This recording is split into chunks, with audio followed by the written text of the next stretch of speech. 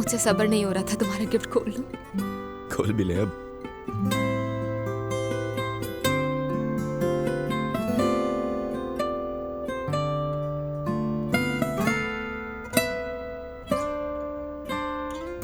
बहुत खूबसूरत है।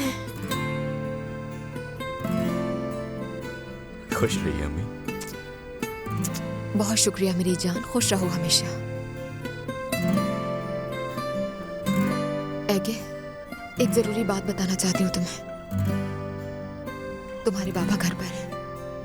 देखो मैं भेजना चाहती थी उन्हें, लेकिन अभी उनकी हालत ठीक नहीं है। समझने की कोशिश करो। देखिए, मेरी वजह से अपने साथ जबरदस्ती ना करें। यानी अपने फैसले पर यह ना सोचें कि आगे क्या सोचेगा। अगर आपको अपना फैसला ठीक लगता है और अगर बाबा इस घर में दोबारा रहना चाहते हैं